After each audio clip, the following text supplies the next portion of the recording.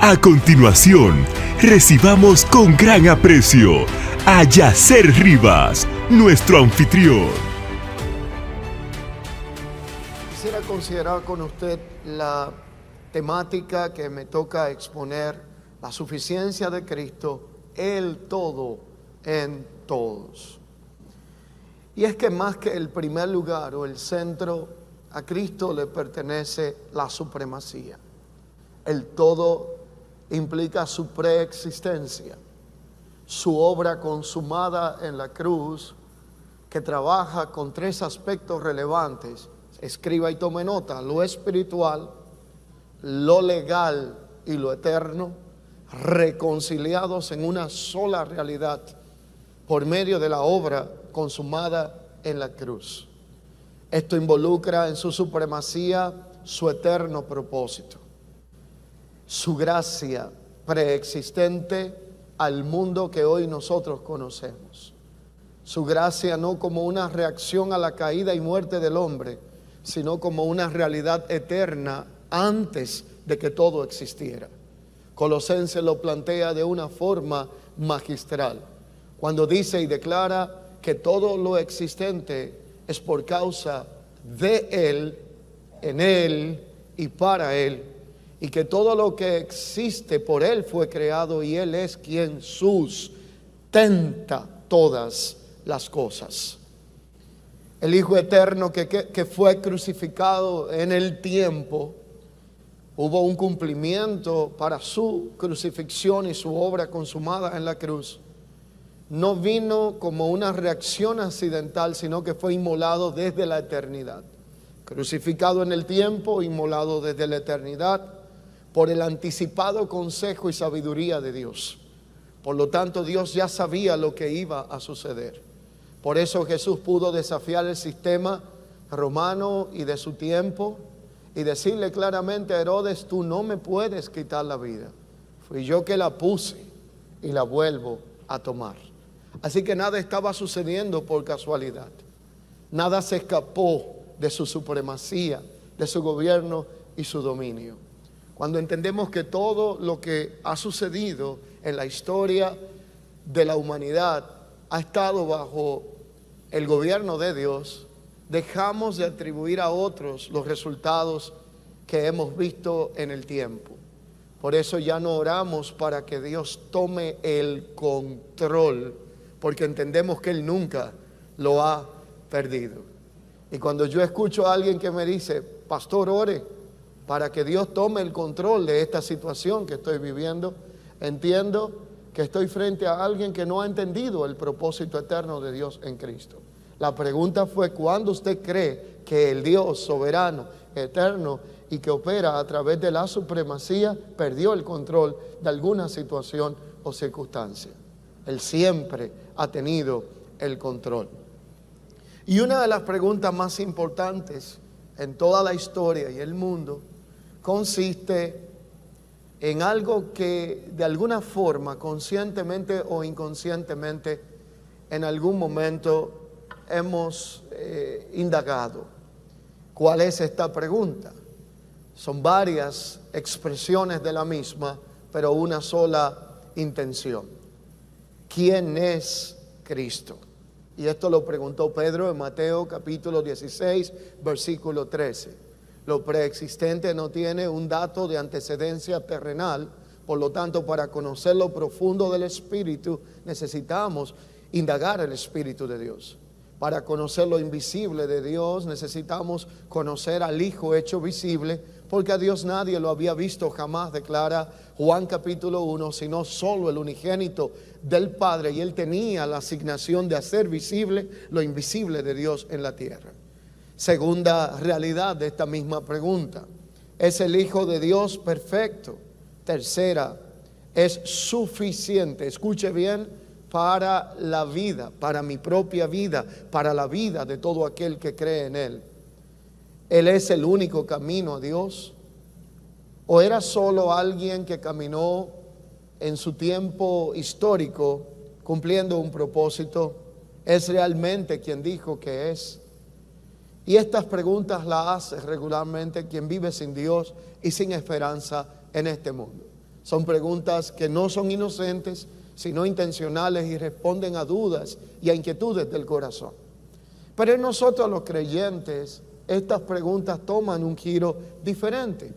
Y es que todos nosotros, a menos la mayoría, hemos pasado por etapas en la vida donde uno se pregunta algo diferente al que vive sin Dios y sin esperanza en este mundo. Una de estas preguntas ¿es Cristo suficiente para la situación que estoy viviendo? La prueba, la dificultad y el proceso que enfrento en mi vida. ¿Es suficiente Cristo para los sentidos de culpa y sentimientos ilegales que arrastramos en nuestro corazón, para poder trabajar con el lastre de nuestra realidad humana y con los residuos de la vieja naturaleza que heredamos en el Adán caído y muerto? ¿Es Cristo suficiente para la salvación ser efectuada en la vida de un pecador que ha andado en la condición del pecado hace tanto tiempo que ya cree que no hay solución para su realidad existencial? ¿Es Cristo suficiente para una vida rica, plena, satisfactoria? ¿Y es Cristo suficiente para darme el gozo, la paz, la paciencia que necesito en mi vida a diario? Son preguntas que uno en algún momento se las realiza. Yo sé que yo estoy hablando con personas que han venido a una escuela que son tan espirituales que no han pasado por procesos como este. Esto solo es para 1% de tal vez menos de un 5% de los presentes. Pero yo estoy dentro del 5% que me he hecho alguna de estas preguntas en algún momento de dificultad, aflicción, proceso o circunstancia en mi vida. ¿Hasta dónde podré soportar? ¿Hasta dónde podrá Cristo trabajar en mi realidad y en la situación existencial que enfrento? ¿Y cómo podré verlo expresado en la vida de otros que enfrentan situaciones similares? A todo esto hay una sola respuesta: la supremacía de Cristo. Aquel que todo, escuche bien, todo lo llena en todos. Y es allí donde Colosenses hace una declaración de la cual quiero considerar dos porciones en las Escrituras en esta mañana. Permítame y acompáñenme, si es tan amable, a Colosenses capítulo 1, verso 15 al verso 20. Fíjese lo que dice la Escritura acá, hablando de Cristo. Él es la imagen del Dios invisible. Él es el protón, el primogénito de toda la creación. Porque en Él fueron creadas todas las cosas, las que hay en los cielos y las que están en la tierra. Aquí, si toma nota, quiero considere lo que está en los cielos, realidad de lo que es perfecto, y lo que está en la tierra, realidad de lo que está siendo perfeccionado y ajustado al orden original. Visibles e invisibles, tronos, dominios, principados, potestades, todo fue creado por medio de Él y para Él. Efesios 1, 22 al 23 plantea: y sometió todas las cosas bajo sus pies y lo dio por cabeza sobre todas las cosas a la iglesia, la cual es su cuerpo. Y aquí plantea un principio poderoso: la plenitud de aquel que todo lo llena en todo. Colosenses 1, 15, 20, la imagen del Dios invisible. Y aquí la palabra imagen del Dios invisible plantea dos principios que quiero establecer como las máximas de esta declaración. El primero es la palabra imagen, y la palabra imagen tiene que ver con una palabra de etimología griega, que es la palabra icon o icon. Es una palabra que tiene que ver con aquello que nosotros usamos y manejamos continuamente. De hecho, ¿cuántos de los que están acá tienen un dispositivo tablet o algún celular aquí? ¿Alguien tiene algún celular? inteligente de los que deja menos inteligente a los que lo tenemos y nos hace más dependientes. ¿Usted tiene un teléfono acá? Mírelo por un minuto, por favor. Hagamos este ejercicio. Enciéndalo y no se quede chateando ni viendo otra cosa, pero enciéndalo, o su iPad. Si usted mira cada aplicación que usted tiene allí, ¿cómo se llama eso? Un icono. Y cuando usted presiona el icono, ¿qué pasa? Abre una imagen. ¿Y qué hace el icono? Que se convierte en la puerta conductora para llevarle a un destino que usted necesita llegar, para traer funcionalidad y resolver algo que usted necesita resolver. Por lo tanto, el icono no es la imagen en sí mismo, sino quien trae la expresión de la imagen. Y Colosenses dice: el Hijo Cristo tiene la supremacía, porque a Él le fue dado hacer la imagen, el icono que hace visible la imagen del Dios invisible, para que todo lo que sustenta lo que se ve, que viene de lo que no se veía, sea dado a conocer y podamos tener el entendimiento por la fe de aquello que no es, y llamar a las cosas que no son como si fueran, y poder entender la realidad del mundo espiritual. Él es la imagen del Dios invisible, el ícono que trae a lo corporeal aquello que solo existió y preexistió en la eternidad. La segunda declaración contundente es que dice: ese Hijo es el primogénito de toda la creación. Primero en rango, primero en autoridad, el protón de Dios, el modelo, el patrón al seguir, el metrón de toda edificación y construcción. Lo que no tenga la marca de Cristo, tarde o temprano colapsará. Lo que no tenga la marca de Cristo terminará en una especie de catástrofe. Esa es la palabra de la cual el metrón tiene un cuidado para que podamos edificar.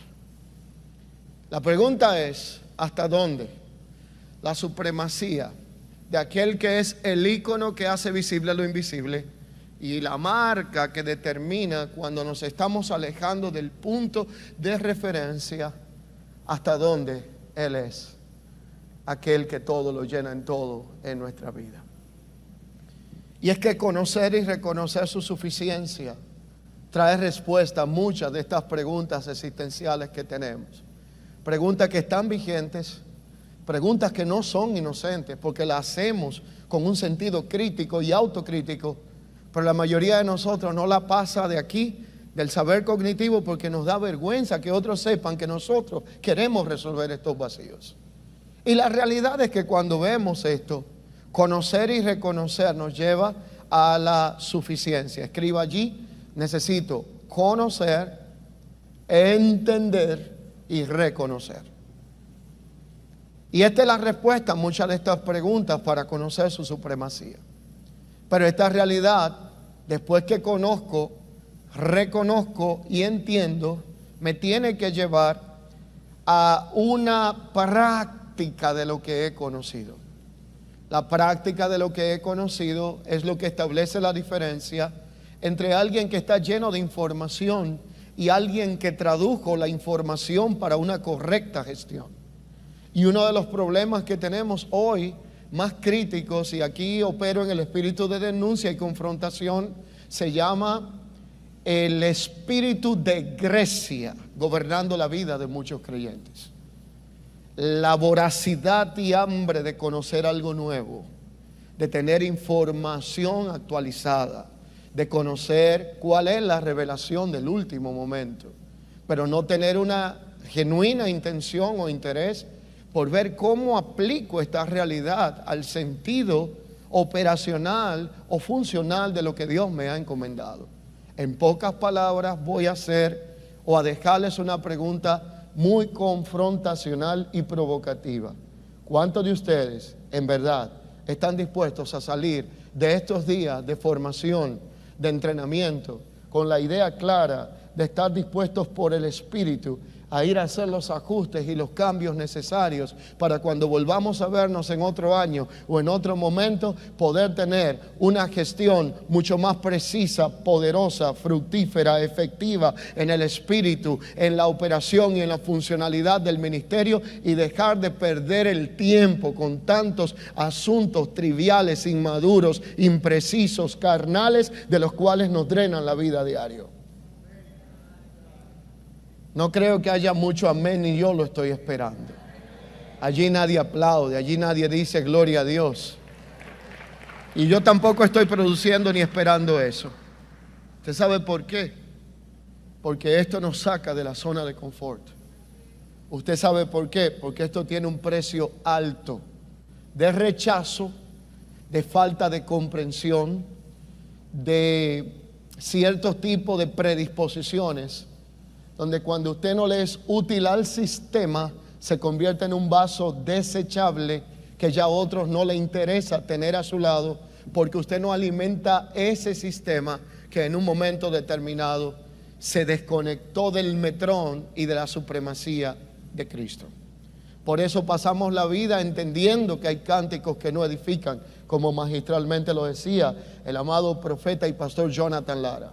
Pero lo seguimos cantando toda la semana porque nos cuesta más enfrentar la imposición de quienes lo hacen y de aquellos que lo demandan como cultura, que agradar a Dios por medio del propósito que se nos ha confiado en Cristo.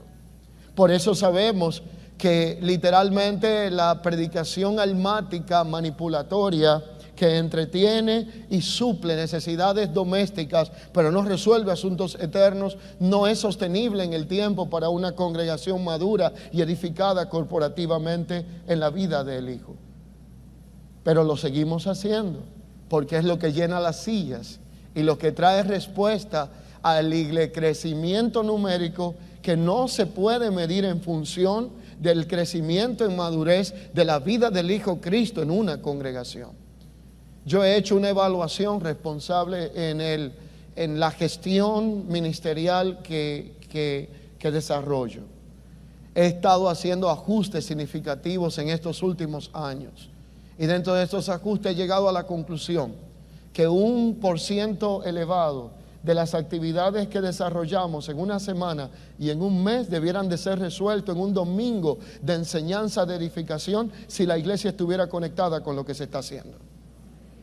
Hay consejerías innecesarias, hay reuniones infructíferas e improductivas, y hay oraciones que nos demandan y que nosotros cedemos en hacer, que nunca debiéramos de hacerla, porque no son para resolver problemas eternos, sino para suplir caprichos de quienes la solicitan.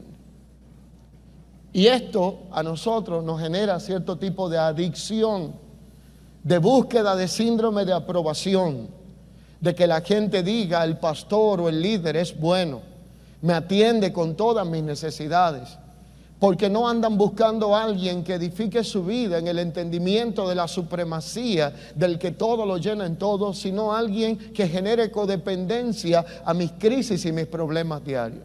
Y esta realidad entonces se conjuga en que debemos de expresar por medio de esa supremacía que conocemos y que no queda solo en el conocimiento, lo que se llama 3 realidades. Una es vida, otra se llama función y otra se llama expresión de naturaleza. Donde hay vida, tiene que haber funcionalidad, y donde hay funcionalidad, tiene que haber una expresión de su naturaleza. Así que el escritor a los Colosenses le plantea de forma magistral la respuesta a muchas de estas preguntas.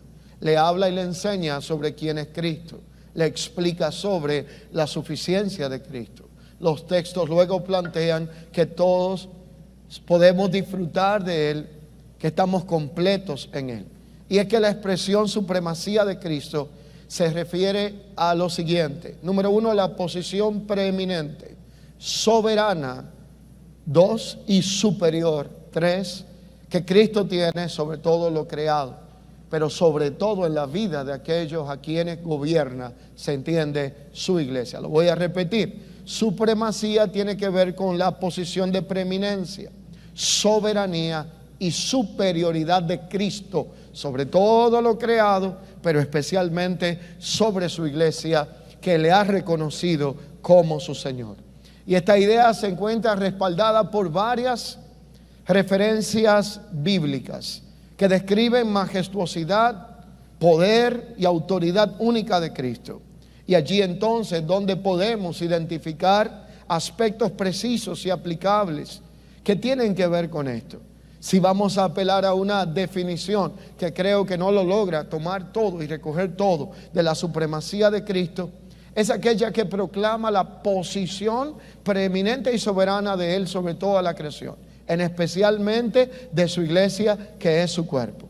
Y esta supremacía abarca su naturaleza divina, su obra redentora, su señorío sobre la iglesia, su posición como cabeza de todo y algo de lo que se habla muy poco en este tiempo, y su retorno triunfal conforme lo dijo en su primera venida a esta tierra. Cristo volverá, pero ya no como siervo ni con relación al pecado, sino como rey para reinar por toda una eternidad. Y yo soy de los que creo que Cristo retornará, porque ya lamentablemente hasta de eso se ha dejado de creer en los círculos del Evangelio.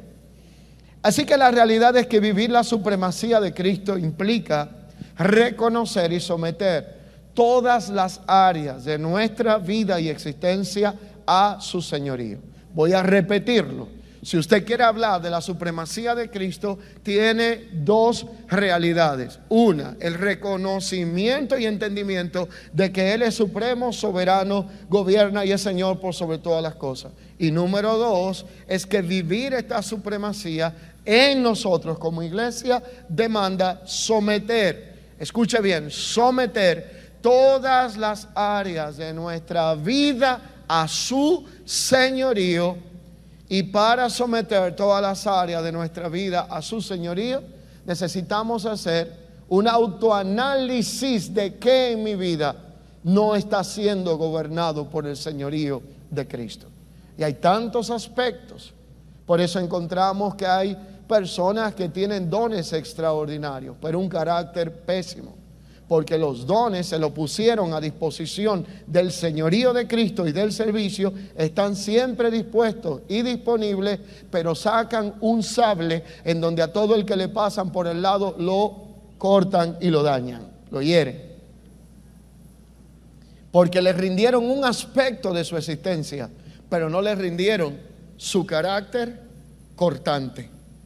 Puede ser que usted sea un servidor que haya rendido aspectos funcionales de su vida, pero las finanzas no son del Señor sino suyas. Y por eso es que tenemos el tema de cómo muchos han tenido que operar en la manipulación en este contexto. Y yo quiero hacer un aclarando en esta hora en los abusos, en los extremos, en las transacciones, pero el abuso de muchos no invalida los principios eternos. Así que el hecho de que alguien haya abusado no implica que hay cosas que no sean legales en el reino. Y uno de ellos tiene que ver con la generosidad y la economía. ¿Qué tanto Dios puede determinar en lo que yo tengo? ¿Será lo mío de Dios también o mío solamente? ¿Estaré comprometido con una causa y dispuesto a lo que sea necesario para que haya realización del propósito? Son realidades que debemos de preguntarnos. Yo voy a atreverme a hacer aquí una observación y un comentario que quiero que usted lo tome en el sano contexto. Por favor, préstele mucha atención para que no confunda lo que voy a decir. Tengo muchos amigos en diferentes lugares, como muchos de ustedes. Algunos de ellos no son creyentes. Manejo una amistad necesaria porque somos personas públicas que no podemos vivir metidos en una cueva. Tenemos un ente social a expresar y a testificar del Cristo que nos habita. Algunos de ellos no profesan nuestra fe. He conocido personas musulmanes y en diálogos con ellos, una de las cosas que me han dicho y que no he tenido cómo argumentar lo contrario es que me dicen: nosotros no lo entendemos a ustedes. Ustedes dicen que tienen un Dios real, verdadero, y cuando ustedes tienen que edificar un templo, un edificio, tienen que hacer cantidad de colectas, forzar a las personas, vender cosas en la puerta, y cuando nosotros queremos construir algo, simplemente se ponen de acuerdo los que son parte de ese grupo, y ellos no tienen que hacer mucho esfuerzo para poder realizar las cosas. Escuche lo que yo supe en una de estas conversaciones. Yo me preguntaba por qué el Islam como religión, como una filosofía errónea en la praxis de fe, había crecido tanto en Estados Unidos y en las cárceles. Casi todo el que es deportado, casi todo el que ha estado preso en Estados Unidos sabe que el Islam es una realidad que crece de una manera efervescente dentro de las cárceles. Y yo decía, ¿qué vocación tiene esta gente, aunque erróneamente motivado, de hablar de lo que ellos creen? Hasta que un día converso con un imán de una de estas mezquitas y en un diálogo prudente le pregunto cuál era la causa que ellos estaban avanzando tanto. Y dentro de mí yo me preguntaba por qué nos cuesta tanto a nosotros proclamar un evangelio que hemos creído que es verdad y real. Y él me dijo una cosa que yo no sabía, y era que la mayoría de las mezquitas financian a alguien para que vaya a la cárcel a predicar. Usted dirá, pastor, pero nosotros hacemos lo mismo en el evangelio. Yo les diré, ellos no hacen lo mismo. ¿Sabe lo que ellos hacen? Ellos entrenan personas, esas personas cometen un delito menor para ir apresados por un año, y cuando están presos ellos le financian a la familia para que no se preocupe dentro de la cárcel y haga un trabajo que no lo puede hacer afuera. Yo no le estoy diciendo que entremos a nadie en un delito, por favor. Por eso dije, mucho cuidado con lo que voy a decir. Escuche bien. Allí no se solta el diezmo por media hora ni 40 minutos. No se hacen pactos de ofrenda, ni se le echa ningún tipo de transacción a nadie. Pero ellos tienen la mayoría de sus edificios pagos. Sus líderes pueden dedicarse a tiempo completo a un trabajo que demanda un enfoque en su vocación. ¿Cuál es la razón? Aparentemente ellos están comprometidos con una causa, y esa causa gobierna su vida.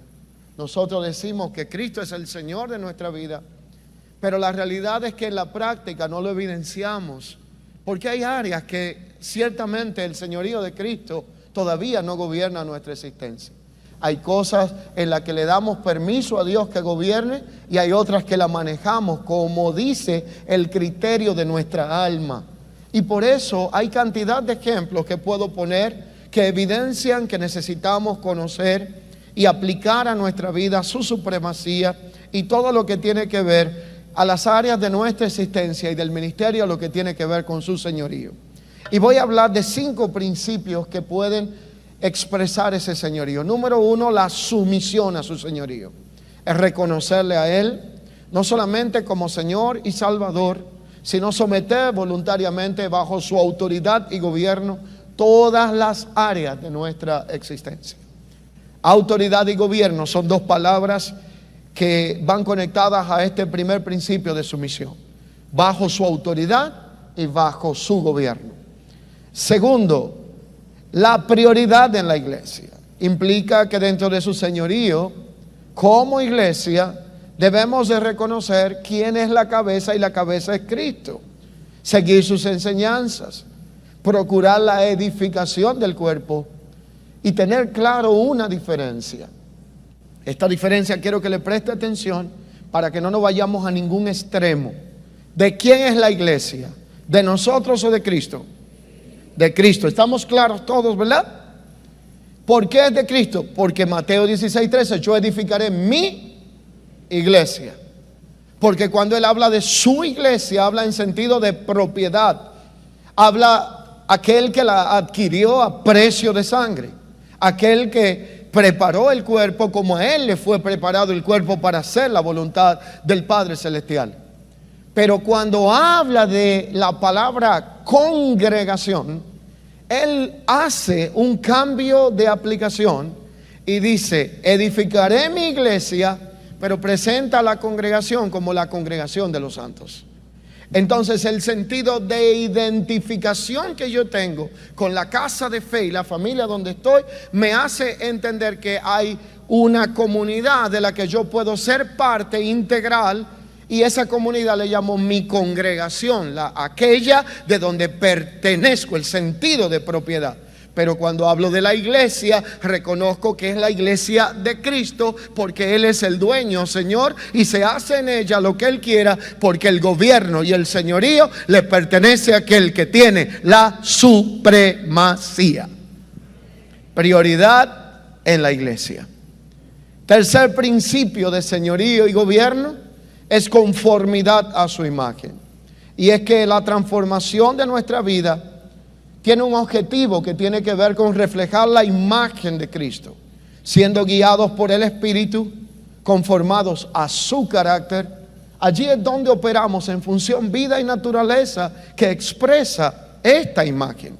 Pero ser conformados a la imagen de Cristo tiene que producir en nosotros una especie de transición o migración de las imágenes del mundo, de las imágenes de búsqueda de éxito, de las imágenes que tienen que ver con la farándula del evangelio. Para poder operar en la imagen de Cristo necesitamos una reconfiguración al orden, diseño y propósito de nuestra existencia. Y el orden, diseño y propósito de nuestra existencia nos lleva al metrón de donde se empezó a originar todo en el inicio. Cuarto principio de señorío y gobierno tiene que ver con la colaboración en su obra. Usted y yo no hacemos la obra de Dios, colaboramos con la obra de Dios, porque el único que puede hacer la obra de Dios, ¿quién es? Dios. Y nosotros, por su gracia, Pablo nos describe colaboradores de la obra de Dios. Hacemos lo que hacemos con amor, hacemos lo que hacemos con pasión. Pero como no somos lo que hacemos la obra, el día que nosotros no podamos hacerla, Dios levantará a alguien probablemente que lo haga mejor que nosotros. Esto no se acaba porque usted y yo no estemos presentes. Esto no puede detenerse. La obra es del Señor. Y cuando yo entiendo que la obra es del Señor y yo solo le colaboro, suelto todo lo que tiene que ver con esos sentimientos de posesión que se nos entran por dentro, aquellos que tenemos la tarea del ministerio. Pensar que esto es mío, pensar que soy el dueño, que es una empresa de sucesión familiar. Pensar que esto es una cuestión que tiene que ver con aspectos personales. Escuche bien, cuando un pastor, en vez de tener una congregación a nombre en la legalidad de lo que tiene que ver con esa realidad corporativa, la tiene que poner a nombre de su propia persona para que no le quiten lo suyo, ha dejado de entender lo que se llama la supremacía y el señorío de Cristo. Usted dirá, pastor, ¿de qué usted me está hablando? Que yo he tenido que agotar reuniones para convencer a ministros de que no es lo normal ni lo legal que el edificio de la congregación donde usted está esté a nombre suyo y no del cuerpo. Porque si usted tiene hijos y sobre todo estos no son creyentes, el día que usted se muera, ellos van a buscar un derecho legal llamado sucesoría de herencia, y usted va a tener tremenda vergüenza y hazme reír en el evangelio, porque se supone que lo que era de Cristo no era de Cristo sino de usted. Si alguno tiene este problema, resuélvalo, por favor. Hasta ahí llegamos, porque hemos tenido un sentido de posesión donde no hemos entendido su señorío, que solo somos colaboradores, no dueños. Y esa realidad de esa supremacía tiene que gobernar todos los aspectos de mi vida y de mi entendimiento. Y esto produce una esperanza. Y esa esperanza no se queda en aspectos del presente, sino futuros. Por eso creemos en su retorno, en esa certeza de que Cristo retornará, estableciendo su reino de justicia y perfección. Todo esto tiene que ver con administración. Todo esto tiene que ver con gobierno, con señorío. Porque la supremacía de Cristo no busca quedarse en un departamento de nuestra existencia, ni en un tema de predicación, ni en una doctrina teológica, sino en una verdad vital que transforme la vida de cada creyente, que transforme la vida de cada ministro competente en todas sus dimensiones, y que vivir bajo esa supremacía nos lleve a rendir cuentas en nuestra vida a su señorío y participar activamente de lo que Dios quiere hacer en la realidad del tiempo en que vivimos. Cuando entendemos su supremacía, su gobierno y su señorío, vamos a comprender muchas cosas, y una de ellas es a dejar de estar buscando por otro orden afuera y en otro lugar lo que ya nosotros tenemos en Cristo. Diga conmigo: dejaré de estar buscando por fuera lo que ya me ha sido impartido por dentro y lo que ya tengo por medio del Espíritu en Cristo. Y mira lo que dice Colosenses capítulo 2, verso 8 al 10. Y le voy a explicar ahora el porqué de esta declaración, primeramente a esa comunidad de fe. Colosenses capítulo 2, verso 8 al 10 dice: mirad que nadie os engañe por medio de filosofías y huecas sutilezas, según la tradición de los hombres, conforme a los rudimentos del mundo y no según Cristo. ¿Sabe por qué? Porque en Él habita corporalmente toda la plenitud de la deidad. Y vosotros, escuche bien, estáis completos en Él, que es la cabeza de todo principado y toda potestad. Así que el planteamiento a esta comunidad y a nosotros es, número uno, que nadie os engañe. La palabra engañar es lo mismo que robar. Y los falsos sistemas y la filosofía humanista y de este mundo conspiran para hacernos creer mentiras, robarnos el enfoque en la verdad y en lo que somos en Cristo. Que seamos engañados es que seamos robados, y que seamos engañados nosotros poniéndonos al engaño voluntariamente es una especie ya no de robo sino de asalto, porque es hecho y realizado en tu propia presencia. ¿Y cuántas veces nos roban la verdad que tenemos dentro? ¿Cuántas veces somos ultrajados en cuanto a la posición de entendimiento en Cristo y de nuestra realidad, de su suficiencia y soberanía, por estarnos exponiendo aspectos que no tienen fundamento ni objetivo alguno? Y habían 5 realidades y amenazas que en aquel momento esa comunidad estaba viviendo, y que quiero citarlas porque son muy similares a las que vivimos en este tiempo. La primera de estas amenazas se llamaba el peligro del misticismo. Aquellos que todo lo espiritualizan, pero no lo llevan a una realidad vivencial en su vida. Aquellos que te hablan de experiencias en el espíritu, pero que viven un desastre en la carne. Aquellos que te hablan de cosas bonitas que se experimentan en el ámbito espiritual, pero no pueden evidenciar en la realidad de una vida diaria. El misticismo. El segundo peligro que Colosenses enfrentó como comunidad y hoy enfrentamos es el peligro del legalismo. ¿Usted ha conocido algún legalista en su vida? No hay persona más cruel que el legalista. Allí no hay misericordia. Ay de usted si cruza la raya. Ay de usted si se equivoca. Mejor le sería que se le atase una piedra de molino en el cuello y le echaran al fondo del mar, que tropezarse con un legalista empoderado con versículos, capítulos e información aprendida. Rambo es familia de los legalistas. Disparan balas por segundo de una manera impresionante. Siempre están buscando la razón de tu imprecisión o equívoco para acusarte.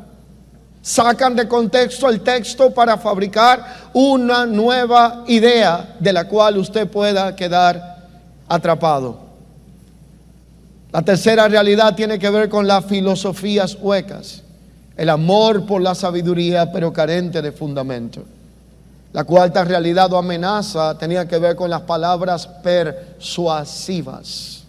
Esas que tanto se usan hoy en plataformas para seducir a aquellos cuya alma anda buscando algo que satisfaga su necesidad, pero no hay una evaluación responsable si lo que yo estoy oyendo, aunque me guste, me conviene y me edifica, y es que todo me es lícito, pero no todo me conviene.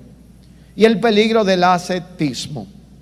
Pero esta realidad de filosofías, huecas sutilezas, estaban motivadas por el espíritu de Grecia, el amor a la sabiduría. Y es que hoy día este mismo cuadro lo estamos repitiendo en el Evangelio. ¿Cuántas personas aman la sabiduría? Pero no para cambiar, no para ser transformado, no para introducir una generación en una mejor gestión, efectividad, funcionalidad de ministerio, sino para tener conocimiento y que otros sean dependientes del conocimiento que usted tiene. Por eso yo llamo a muchos de los que aman la filosofía capitanes sin tropas. Ellos siempre están aprendiendo, pero nunca le permiten a los que están a su lado aprender, porque si los demás saben lo que usted sabe, usted pierde la posición de erudito.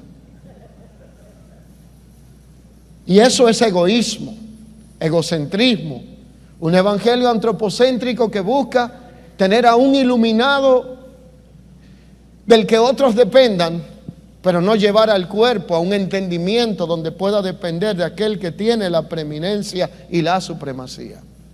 Cuando usted es el único que sabe y los que están a su lado no saben absolutamente nada, hay problemas en el cuerpo. Porque probablemente Grecia gobierna su mente y esa Grecia tiene un cable conectado al corazón que se llama meritocracia, orgullo ministerial y orgullo en cuanto al conocimiento y la sabiduría, y produce cerebros inflados y cuerpos desinflados. Es cuando nosotros empezamos a creer que somos la última Coca-Cola del desierto, la mamá de Tarzán, el ombligo que le faltó a Adán, porque usted entenderá que Adán fue formado de la tierra, por lo tanto no tenía ombligo, es lo que se entiende, nadie se lo cortó.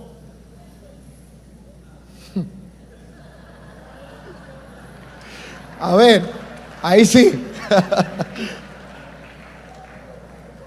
Y es porque accesamos a información, pero nunca con la intención de dosificarla al cuerpo, sino de enriquecer mi conocimiento para traducirlo a recursos, manipulación y codependencia, y no edificación del propósito en la vida de la iglesia, que es el objetivo principal. Y es que no es malo tener sabiduría, la sabiduría que procede de Dios, aquella que primeramente es pura, sin malicia, benigna, cargada de humildad, aquella que edifica y hace que el Dios y su nombre sean glorificados por medio de aquello que expresa la sabiduría de Dios que está reservada desde los siglos.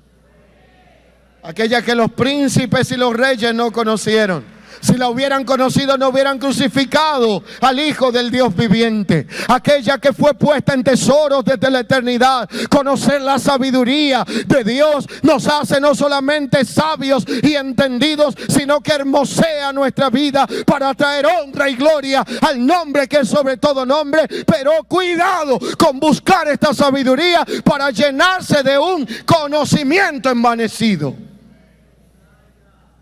porque esa no es la intención de la supremacía. Y la realidad actual que vive una gran parte de la iglesia tiene que ver con una especie de teoría de reemplazo. Reemplazamos lo eterno por lo temporal, lo espiritual por lo material, la bendición por las añadiduras. Llamamos bendición a cosas que no lo son. Buscamos ser bendecidos y nos olvidamos que ya fuimos bendecidos desde antes de la fundación del mundo, y que lo añadido será aquello que vendrá como resultado de aquello que fue gestionado en el Espíritu, según declara Efesios. Por eso necesitamos, con sentido de urgencia, una migración de un evangelio humanista, antropocéntrico, por un evangelio cuya supremacía le pertenezca a Cristo. Necesitamos que Cristo vuelva a ser el centro de atención. Necesitamos que Cristo vuelva a ser visto. Necesitamos que Cristo vuelva a gobernar la mente de sus ministros y que Cristo vuelva a ser el Señor de su iglesia. Necesitamos que Cristo gobierne todas las áreas de nuestra existencia. Necesitamos que Cristo vuelva a ser el todo en todos. Y para ello, Dios nos ha permitido disfrutar de lo que la Biblia llama su plenitud. Y es que esta palabra griega de la cual el apóstol Tamo nos habló, entiendo que ayer y antes de ayer, plantea una llenura perfecta e íntegra de su ser, en donde en Él soy completo y en Él no solamente puedo disfrutar de esta comunión que me completa, sino que Él no solamente se queda en mí, sino que está con nosotros y es con nosotros y en vosotros. Y esto tiene 3 aplicaciones de realidad.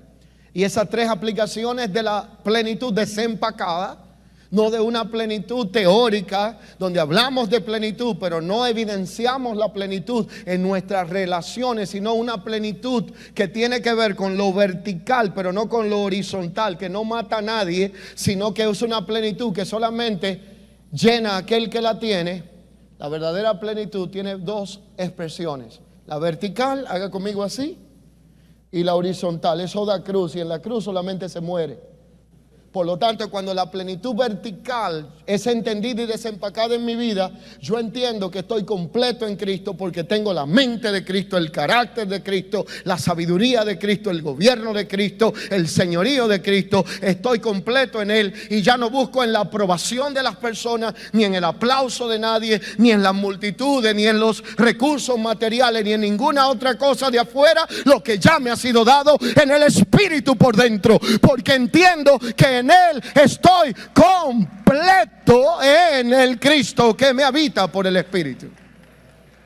Pero eso se llama, esa plenitud desempacada en 3 expresiones, tiene 3 nombres. Número 1, escriba allí: Cristo en mí. Diga conmigo: Cristo en mí.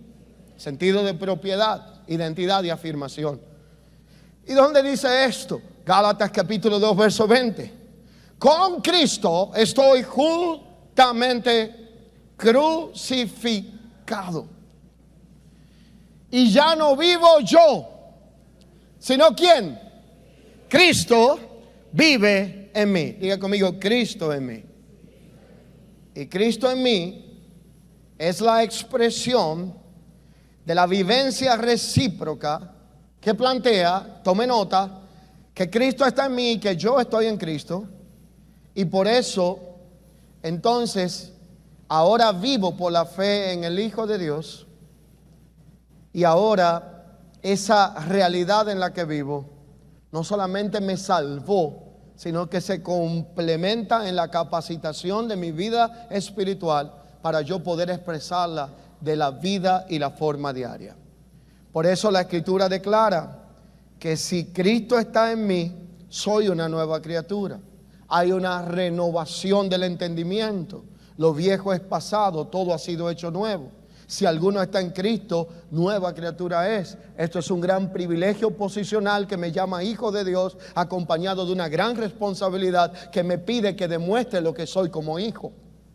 Renovación de aquello que fue mi vieja naturaleza, o muerte a la vieja naturaleza y expresión de una nueva naturaleza. Esta renovación no es parcial, sino total. Ya Adán no tiene nada en nosotros y Satanás tampoco tiene nada en nosotros. Y esta nueva naturaleza nos comunica, Cristo en mí, algunas realidades que tenemos que considerar. Lo primero se llama la nueva vida. Es el intercambio de vida. Cristo tomó y dio. Él tomó mi vida y me dio su vida. Allí es donde establecemos diferentes tipos de vida. Esto implica el Cristo en mí, una nueva mente. Y es la mente de Cristo.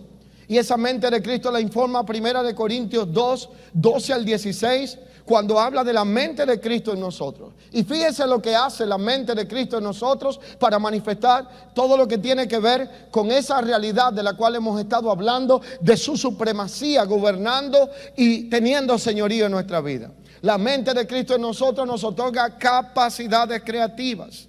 La mente de Cristo en nosotros nos otorga inteligencias múltiples. La mente de Cristo en nosotros nos otorga ideas provenientes de una mentalidad redimida y transformada. Y la mente de Cristo en nosotros nos produce renovación del entendimiento y transformación. la mente de Cristo en nosotros nos conduce a una comprensión más profunda de la perfecta voluntad de Dios para nuestra vida. La mente de Cristo en nosotros busca lo de arriba y no lo de abajo. La mente de Cristo en nosotros nos hace espirituales y no carnales. La mente de Cristo en nosotros nos hace maduros y no inmaduros. La mente de Cristo en nosotros nos hace comprender que la realidad en la cual nosotros vivimos es que vivimos bajo su supremacía, es que vivimos bajo su gobierno. Podrán venir crisis a la tierra, podrán venir momentos de adversidad, podrán venir pruebas y dificultades, porque todo lo que es probado es para ser aprobado. Pero cuando la mente de Cristo está en nosotros, la realidad es que nada sucederá hasta que no se haya cumplido en nosotros lo que Dios ha dicho. Lo que no te va a matar te hará más fuerte. Lo que no te sacará de circulación te permitirá convertirse en el vehículo para manifestar el propósito. Y esa realidad me conduce a una nueva naturaleza. Esa nueva naturaleza es una vida impartida. Es allí donde nacimos de una simiente incorruptible. Es allí donde hay un proceso de perfeccionamiento y ajuste para la obediencia a la verdad. Pero esa nueva naturaleza es una vida divina impartida con capacidades para expresarla y para poder vivirla. Allí es donde hay un proceso de perfeccionamiento que viene a nuestra vida para manifestar la vida que nos ha sido dada, que es la vida Zoe en Cristo. El segundo aspecto que involucra esto que hemos estado hablando en estos días, número uno fue Cristo porque ya no vivo yo, sino ¿quién? El segundo se llama Cristo en vosotros. ¿Y qué tiene que ver esto de Cristo en vosotros con esta plenitud? Colosenses 1:27 dice: a quienes Dios quiso dar a conocer las riquezas de la gloria de este misterio entre los gentiles, que es que Cristo en vosotros, la esperanza de gloria. ¿Y cuál es la diferencia de Cristo en mí y Cristo en vosotros? Si es el mismo Cristo que tiene supremacía, gobierno y señorío, el punto aquí no lo diferencia en el contenido, sino en el envase. Y cómo el envase ahora cambia de posición. Que Cristo en mí, como dijo Pablo, ya no vivo yo, sino Cristo en mí, es una experiencia vertical. Es tu comunión con Cristo. Es la relación que yo tengo con el Señor. Cristo en mí, que es Cristo para mí, que es Cristo para usted. Para algunos Él solo es un Salvador, para otros ha llegado a ser el Señor y gobierno de nuestra vida. Para otros solamente es uno que liberta, bautiza, sana y viene pronto. Cristo en mí es la experiencia personal que yo tengo con el Cristo resucitado que me dio la vida. Pero Cristo en vosotros es la experiencia corporativa. Como yo gestiono a Cristo en mi vida, necesita entender cómo gestiono a Cristo con otros, cómo me relaciono con otros, cómo manejo la vida del cuerpo. Por eso tenemos personas que son sumamente sabios y entendidos, pero no pueden trabajar con otros porque son llaneros solitarios y no saben operar en colaboración, sino en competencia, porque solo han conocido a Cristo en mí, pero no a Cristo en vosotros. Y usted lo cambia de ministerio y lo asigna allá y lo mueve aquí, lo mueve allá. Donde quiera chocan, donde quiera hieren, donde quiera pelean, en ningún lado cabe, porque Cristo está en ellos, pero no en vosotros. Está lo vertical, pero no está lo horizontal. Y donde no están las dos realidades no hay cruz, y donde no hay cruz no hay muerte. Hay que morir algunas cosas. Y dentro de esa realidad del Cristo en vosotros, me mata algunos aspectos de la vieja naturaleza. Y esto produce en mí un entendimiento de igualdad corporativa.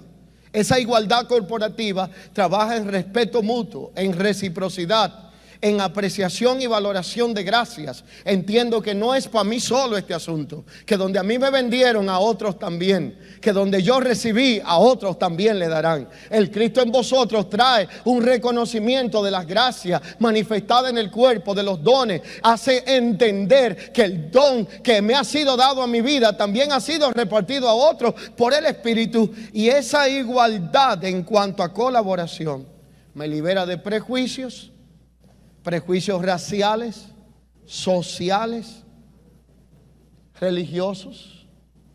No descalifico al hermanito o al hermano o al que veo en la calle con una Biblia porque vaya a otro domicilio, porque entiendo que Cristo está en vosotros y por lo tanto yo no soy una élite mejor que el hermano, sino que la realidad es que la sangre derramada en la cruz lo fue a favor de todos. Yo tengo una pregunta para muchos de ustedes que me la he hecho yo mismo. Cuando yo vengo manejando los domingos hacia acá en la mañana con mi familia, domingo en la mañana me encuentro a muchos creyentes que van para sus congregaciones y los veo entrando a sus congregaciones cuando pasamos. ¿Qué siente usted cuando ve otro que ama al Señor y le sirve, pero no se congrega donde usted va? Resuelve usted su pregunta, su respuesta, ¿verdad? Porque yo le puedo decir lo que yo siento, pero no sé lo que siente usted. ¿Qué siente usted cuando ve a alguien que se congregó con usted y por alguna razón ya no se congrega? ¿Está viendo un enemigo, un adversario, o lo sigue viendo como parte del cuerpo de Cristo, aunque esté en otro lugar? Estos son temas que tienen que ser resueltos en nuestro corazón. Libertad de prejuicios raciales, sociales. Escuche bien, sexuales. Que si es el hombre que sube a la plataforma, que si es la mujer, que si la mujer no puede ni siquiera opinar porque solamente existe para lavar, planchar y cocinar. Es el concepto que muchos están manejando y eso no es más que machismo religioso. Porque aquí no hay ni varón ni hembra, ni judío ni libre, ni esclavo. Todos somos una nueva creación en Cristo Jesús y el que tenga problema con eso, que hable con el Señor. Y la tercera realidad con la que concluyo tiene que ver con el Cristo en todo. Aquí Colosenses 1:20 plantea esta experiencia general, universal, la reconciliación para la que se nos dio la palabra y el ministerio para reconciliar al mundo que no vive bajo el gobierno y el señorío de Cristo, la plenitud del Padre expresada en todo y sobre todo, y allí la presencia de Cristo que abarca todos los aspectos de la existencia.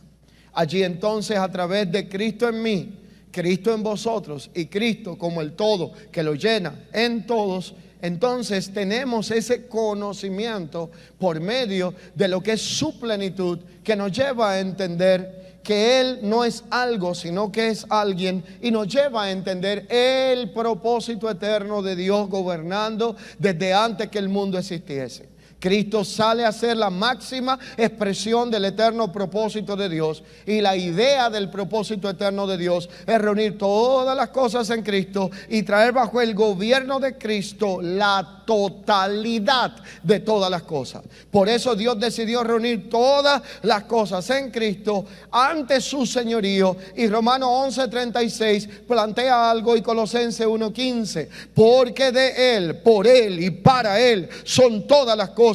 A Él sea la gloria para siempre. Y Colosenses 1:15 dice: todo fue creado por medio de Él y para Él. Por lo tanto, Él es Señor sobre la creación. Él es Señor sobre la iglesia. Él gobierna y reina en nuestra vida. Y aún ese problema y situación que estás viviendo, que parece que no tiene solución, sentido ni propósito, Dios no ha perdido el gobierno sobre tu circunstancia. El punto es que tal vez no tenga la solución de hoy, pero Él gobierna sobre aquello que suceda en nuestra vida.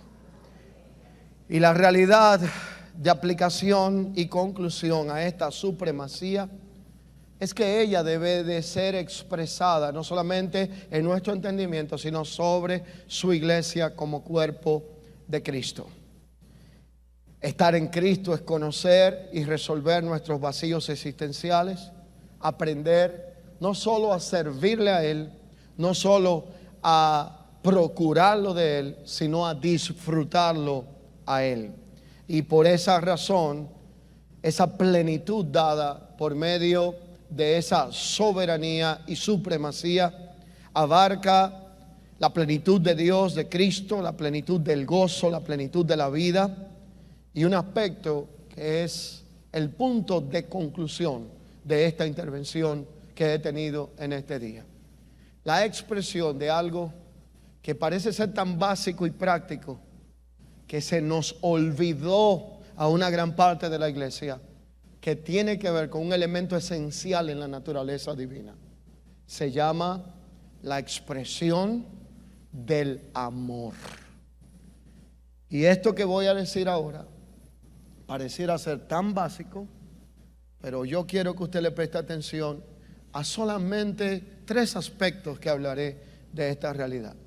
Efesios 3:19 plantea: y de conocer el amor de Cristo, que por causa de que ese resultado de su supremacía excede todo conocimiento, para que seáis llenos de toda la plenitud de Dios. Y es que existe una gran diferencia entre el conocimiento conceptual y el conocimiento experimental. El conocimiento conceptual alimenta Grecia en mi cabeza, y el conocimiento experimental produce un fruto y un resultado que se traduce y se expresa por medio del amor que excede y sobrepasa todo conocimiento. El amor del que yo estoy hablando no es un sentimiento variante, es la expresión de la vida y la naturaleza del Cristo que me habita. Y ahí vienen algunas preguntas que debemos de hacernos cada uno de nosotros como ministros. ¿Amamos a las personas o las usamos? Respóndasela a usted, porque yo también me he hecho la pregunta. ¿Son válidos cuando nos sirven o todavía tienen valor cuando ya no lo necesitamos? ¿Son importantes si pertenecen a mi círculo, congregación, denominación o como le quiera llamar? ¿O ya dejan de serlo si por alguna razón cambian de domicilio?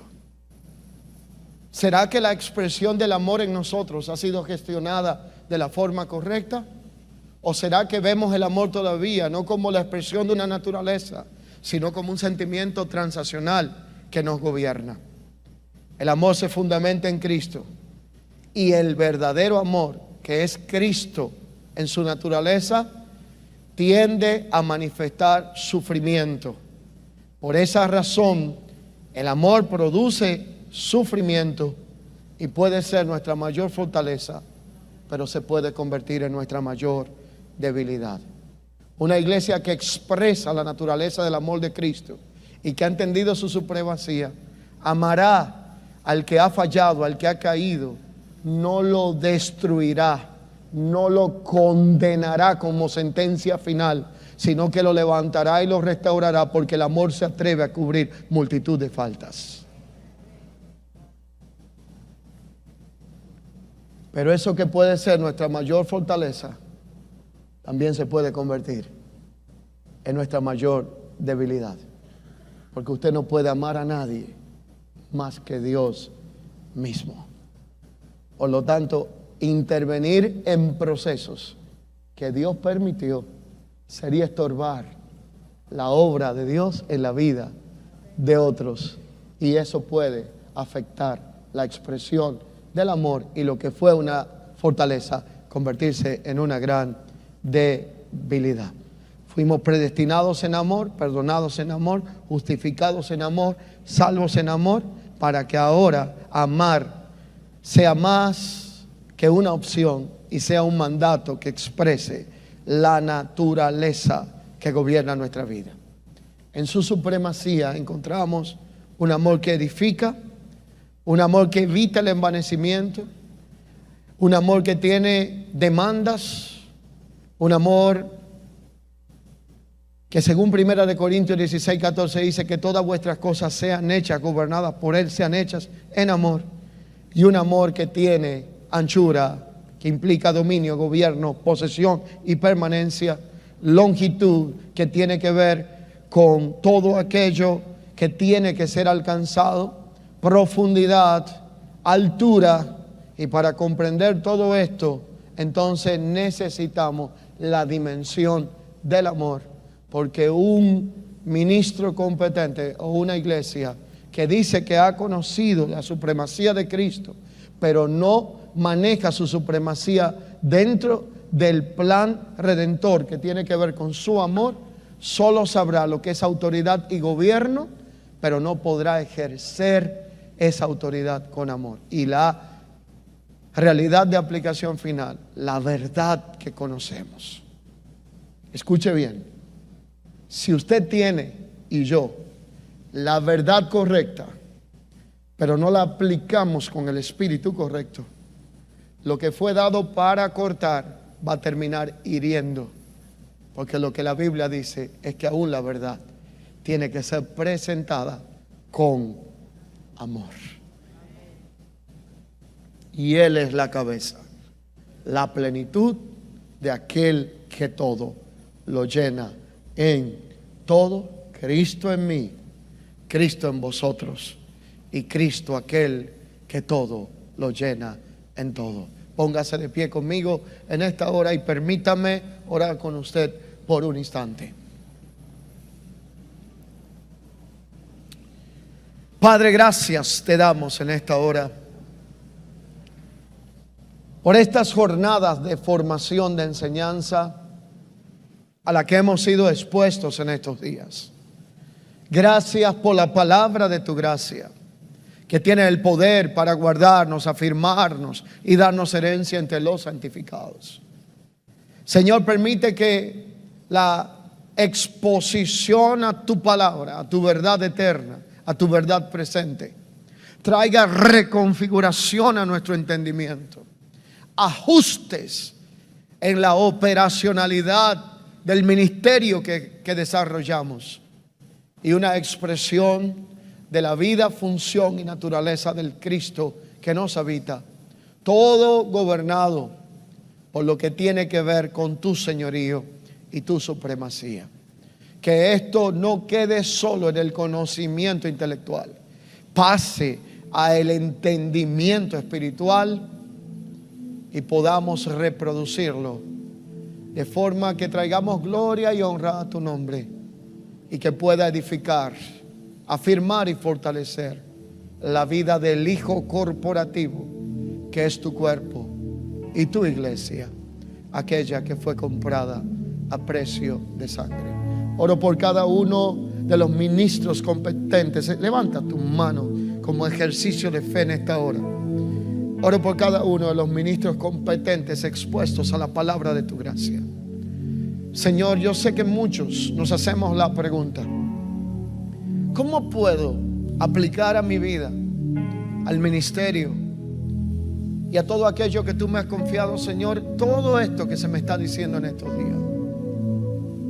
Y mi oración en esta hora es para que tú traigas una expansión en el entendimiento espiritual que nos permita con una precisión quirúrgica separar todo lo que es carne, todo lo que es trivialidad, todo lo que es carente y vacío de propósito, y poder establecer aquello que está sujeto a tu gobierno y tu señorío. Oro por una gestión ministerial de redefinición.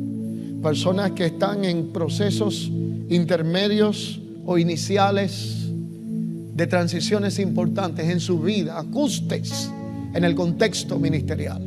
Oro para que el Espíritu de gracia, de entendimiento, sabiduría y revelación traiga definiciones concretas, y que todo lo que nos ha estado drenando, desenfocando, desconectando del eterno propósito de nuestra existencia, sea identificado para que podamos vivir bajo el gobierno, señorío y autoridad de lo que es tu supremacía. Que el cielo gobierne todo lo que tú nos has confiado en la tierra, incluyendo nuestra propia existencia. Hoy les encomiendo a Dios y a la palabra de su gracia en Cristo Jesús, Señor nuestro. Amén y amén.